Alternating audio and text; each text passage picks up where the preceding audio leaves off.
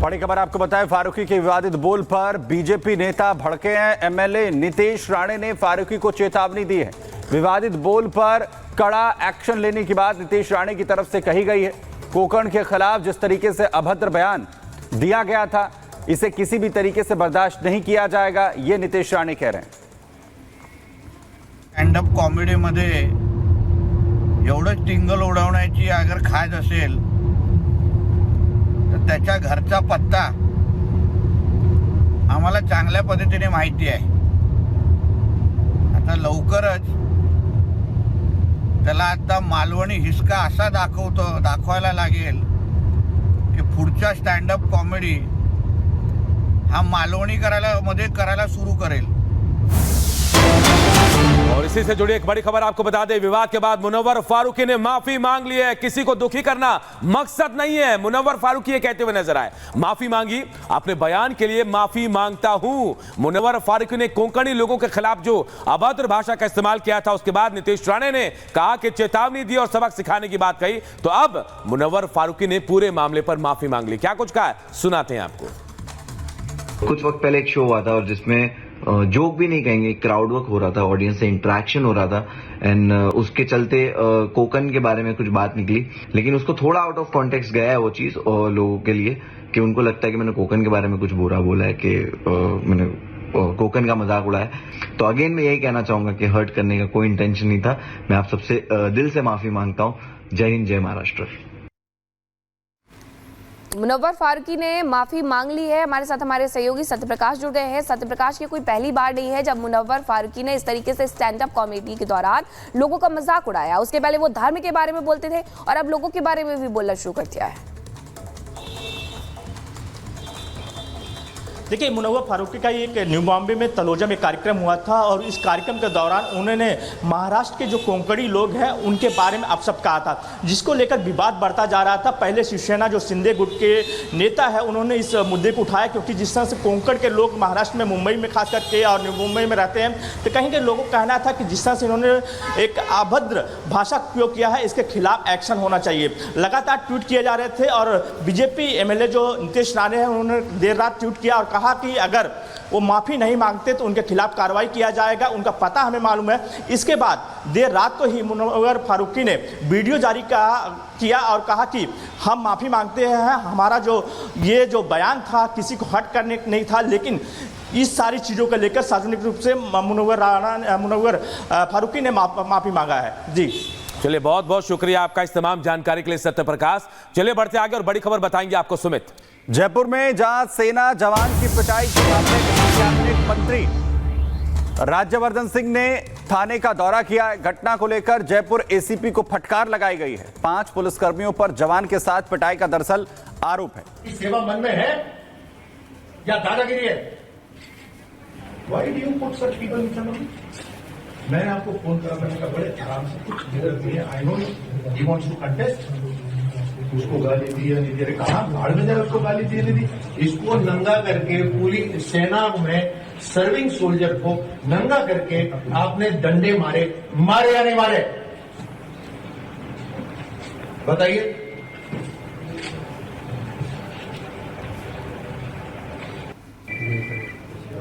कोई धैर्य, कोई पेशेंस कुछ है?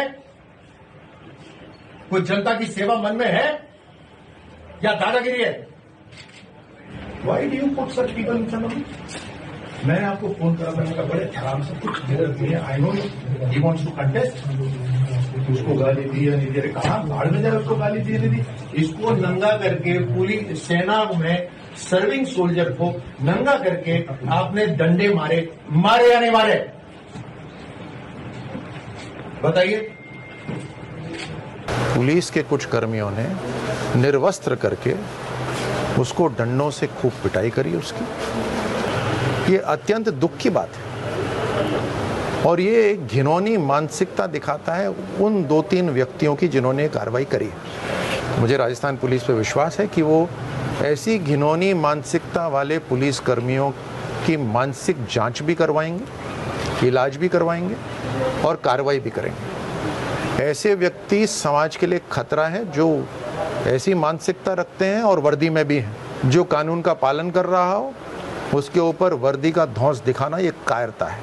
मुझे यकीन है कि राजस्थान पुलिस इसके ऊपर सख्त से सख्त कार्रवाई करेगी।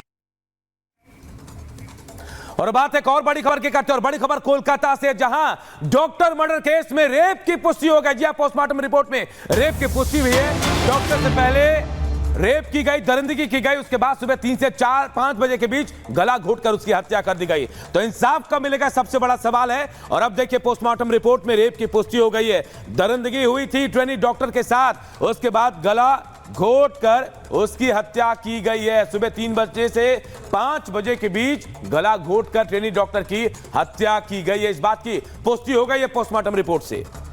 तो बड़ी जानकारी आपको दे रहे हैं, जहां मर्डर से पहले रेप की पुष्टि हो गई है और बताया गया कि 3 से 5 के बीच में वो वक्त था जब हत्या की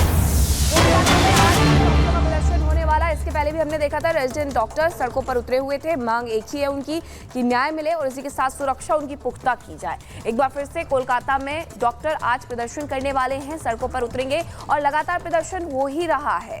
हॉस्पिटल के बाहर प्रदर्शन पर बैठे हुए हैं वो तमाम छात्र, स्टूडेंट्स और इसी के साथ साथ वो डॉक्टर जो महिला डॉक्टर के सहकर्मी थे उनके साथ थे।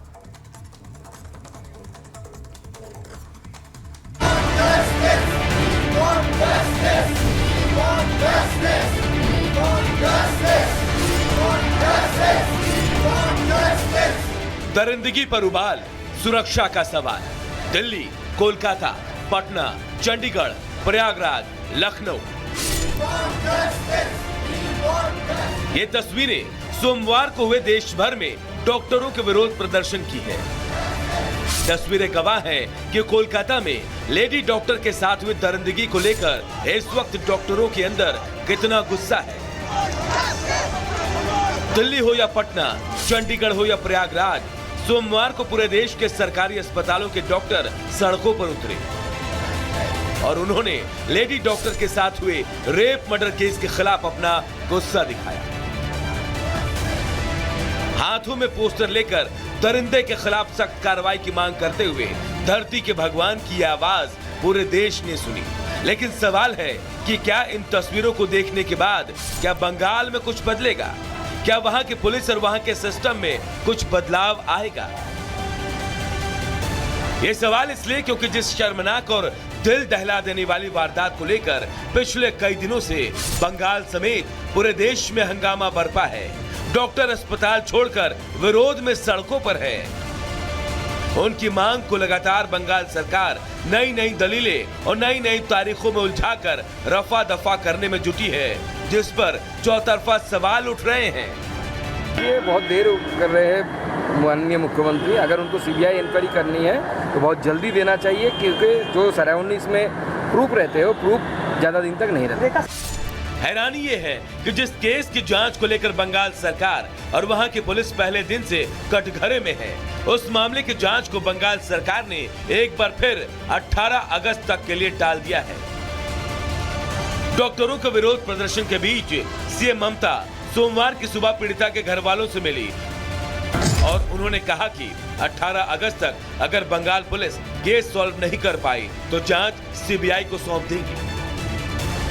सवाल है कि आखिर पहले ही इस मामले में देर कर चुकी बंगाल के सीएम ममता बनर्जी ये देरी क्यों कर रही है, जबकि विरोध कर रहे डॉक्टर और मेडिकल एसोसिएशन लगातार इस मामले की जांच सीबीआई से कराने की अपील कर रहा है। वहीं इस मामले को लेकर आज पूरे देश में हंगामा होना तय है। आज भी सरकारी अस्पतालों में डॉक्टर विरोध प्रदर्शन करने वाले हैं। खासकर दिल्ली और मुंबई के अलग अलग अस्पतालों में आम लोगों पर मंगलवार का दिन बेहद भारी पड़ने वाला है, क्योंकि महाराष्ट्र के रेजिडेंट डॉक्टरों ने आज से अनिश्चितकालीन हड़ताल पर जाने का ऐलान कर दिया है। आपको बता दें कि महाराष्ट्र में इस वक्त